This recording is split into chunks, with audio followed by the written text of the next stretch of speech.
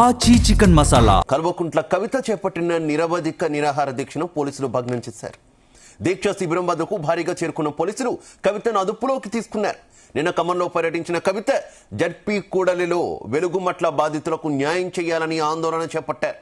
దీంతో డీఎస్పీ విశారదన్ మహారాజ్ కవితను పోలీసులు అరెస్ట్ చేశారు. ఇక అనుమతి లేకుండా ఆందోళన చేసినందుకు 41 సిఆర్పిసి కింద నోటీసులు ఇచ్చి విడుదల చేశారు పోలీసులు. ఇక స్టేషన్ నుంచి వచ్చిన కవిత నిర్వాసితులతో కలిసి నిరవధిక నిరాహార దీక్ష చేపట్టారు. ప్రభుత్వం తరపున వారికి వైద్య సహాయం కూడా అందడం లేదని విమర్శించారు. కవిత దీక్షను పోలీసులు భగ్నం చేశారు. దీంతో అక్కడ ఉద్రిక్తత చోటు చేసుకుంది.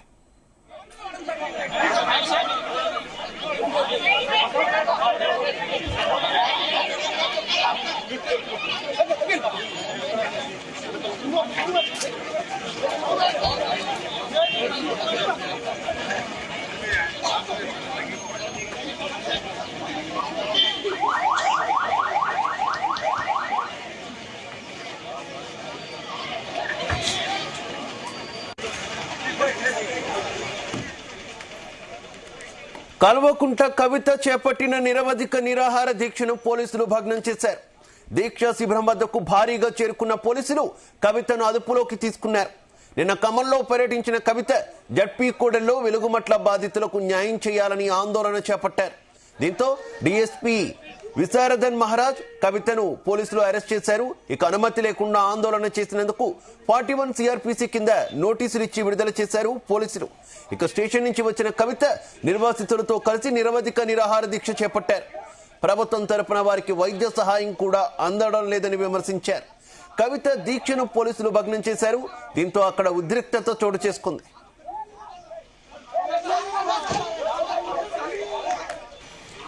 ఇదే విషయానికి సంబంధించి మరింత సమాచారం మా కరెస్పాండెంట్ యాకేష్ అందిస్తారు. యాకేష్. Good morning Shiva. ఖమ్మంలో కల్వకుంట్ల కవితను పోలీసులు అరెస్ట్ చేశారు. నిన్న ఆమె భూదాన్ బాధితులకు సంబంధించి నిన్న ఖమ్మంలో పెద్ద ఎత్తున కూడా ర్యాలీ చేశారు. ర్యాలీ అనంతరం ఆమెను పోలీసులు అరెస్టు చేసినటువంటి నేపథ్యంలో ఉద్రిక్త పరిస్థితులు ఏర్పడ్డాయి. దాని తర్వాతకి ఆమెను అరెస్ట్ చేసి పోలీస్ స్టేషన్ కు తరలించారు. రాత్రి సమయంలో ఆమెను నోటీసులు ఇచ్చి విడుదల చేసిన అనంతరం ఆమె మళ్లీ వచ్చి భూదాన్ బాధితులతో కలిసి వాళ్ళు ఆశ్రయం పొందుతున్నటువంటి అంబేద్కర్ భవన్ లోనే ఆమె నిరసన దీక్ష చేపట్టారు. నిరాహార దీక్షలో కూర్చున్నటువంటి కవిత రాత్రి సమయం అంతా కూడా బాధితులతో కలిసి ఆమె మాట్లాడుతూ వారి సాధక బాధకాలు వింటూ కూడా ఆమె గడిపింది. తర్వాతకి రాత్రి సమయంలో కాసేపు పడుకున్న తర్వాతకి ఉదయం తెల్లవారుజామునే 5 గంటలకు భారీ ఎత్తున కూడా పోలీసులు ఆమె నిరాహార దీక్ష చేస్తున్నటువంటి ప్రాంగణానికి చేరుకున్నారు. దాదాపు 600 మంది పోలీసులు కూడా కవిత నిరాహార దీక్ష దగ్గర మోహరించారు. ఎలాంటి అవాంఛనీయ ఘటనలు జరగకుండా పెద్ద ఎత్తున కూడా భారీ భద్రత చేపట్టారు. దాదాపు ఒక 6 అంబులెన్సులను కూడా అందుబాటులో ఉంచుకున్నారు. ఫైర్ ఇంజన్ ని కూడా అందుబాటులో ఉంచుకొని ఎలాంటి ఇబ్బందులు తలెత్తకుండా ఉద్రిక్త పరిస్థితులు కనిపించాయి. పూర్తి స్థాయిలో కూడా పోలీసులు ఆమెను అదుపులోకి తీసుకున్నారు. ఆమెతో పాటు విశారదన్ మహారాజును కూడా అదుపులోకి తీసుకున్నారు. బాధితులు నిద్రిస్తున్నారు. అప్పుడే వాళ్ళు అంటే తెల్లవారుజామున 2-3 గంటలకు కాసేపు నిద్ర పోయారు. ఆ సమయంలో నిద్రపోయిన 2-3 గంటల తర్వాతకే పోలీసులు చేరుకొని ఆమెను బలవంతంగా అరెస్ట్ చేశారు. కవితతో పాటు అక్కడ ఉన్నటువంటి బాధితులను కూడా పోలీసులు అరెస్ట్ చేసి ప్రస్తుతం ఆ కవితను హైదరాబాద్ తరలిస్తున్నట్లు తెలుస్తా ఉంది. అయితే ప్రధానంగా భూదాన్ బాధితులకు సంబంధించి ప్రభుత్వమే ఇంటి స్థలంతో పాటు ఇల్లు నిర్మించి ఇవ్వాలని కవిత మొదటి నుంచి డిమాండ్ చేస్తా ఉంది. ప్రభుత్వం మాత్రం అందుకు నిన్నటి నుంచి కూడా ఎలాంటి ఒక ప్రకటన చేయలేదు. నిన్న ధర్నా చేస్తున్నటువంటి సమయంలో కలెక్టరే ధర్నా వద్దకు రావాలని కూడా డిమాండ్ చేసింది కవిత. అయినా కూడా కలెక్టర్ ఎక్కడ స్పందించలేదు.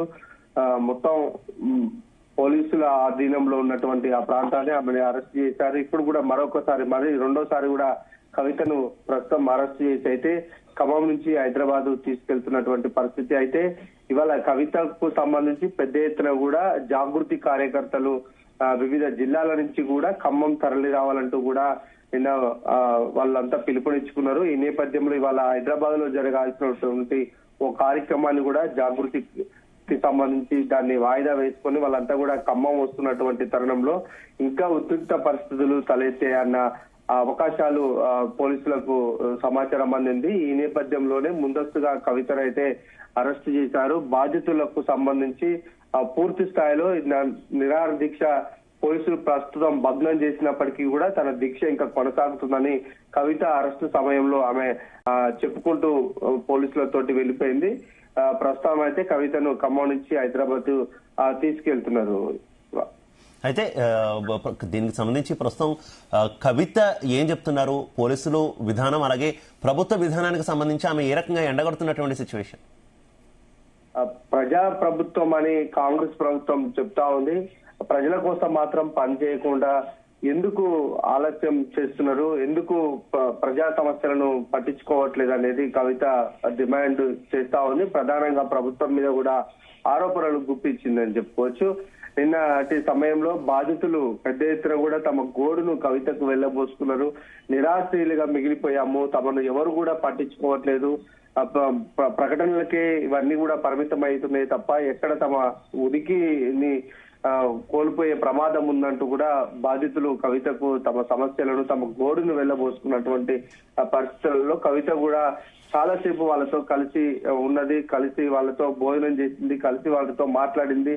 అయితే వారి ప్రధాన సమస్య మాత్రము తాము కష్టపడి అంతో ఇంతో కష్టపడి కొనుక్కున్నటువంటి ఇంటి స్థలము, వాటితో పాటు ఇళ్ల నిర్మాణం కూడా తమకు ఆర్థికంగా ఎన్ని ఇబ్బందులు ఉన్నా కూడా ఇళ్లను నిర్మించుకున్నాము, ఇప్పుడు ఉన్నటువంటి ప్రభుత్వం తమను అక్కడి నుంచి వెళ్ళగొడితే తమ పరిస్థితి ఏంటని ఆమె ప్రశ్నించింది. అయితే ప్రధానంగా వాళ్లకు ఇప్పుడు వాళ్ళు కోరుకుంటున్నటువంటి దాంట్లో ఇల్లు నిర్మించి వాళ్ళనేది ప్రధాన డిమాండ్ కవిత చేస్తా ఉంది.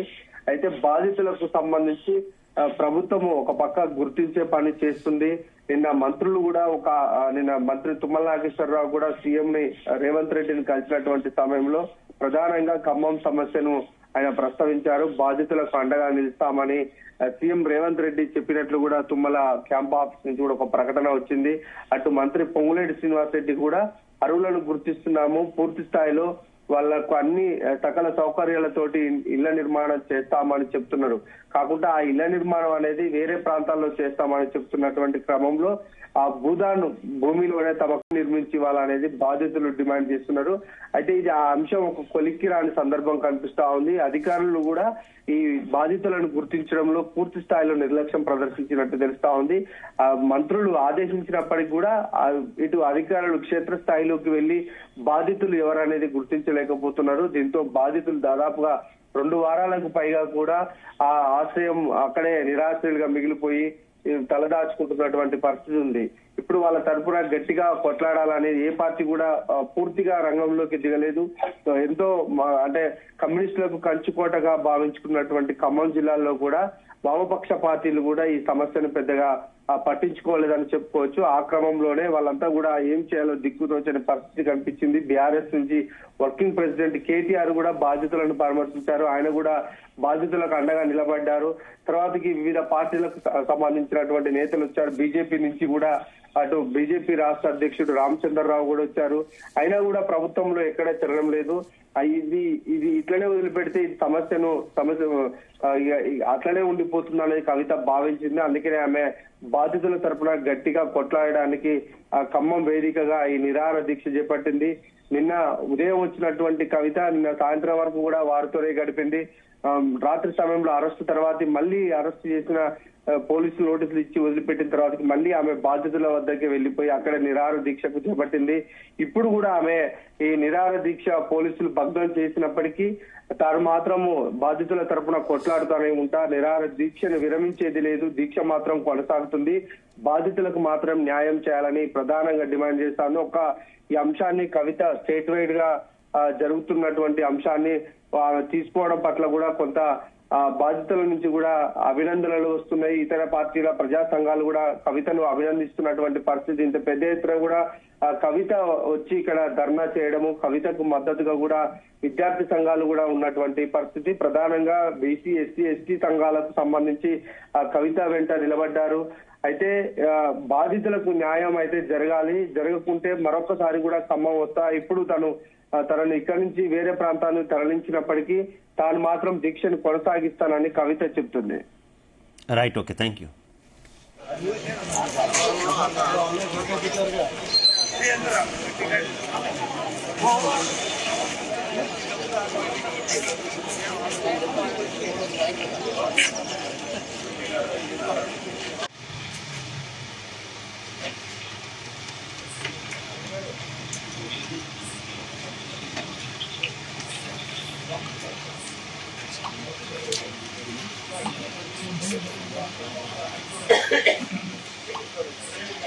Hehehe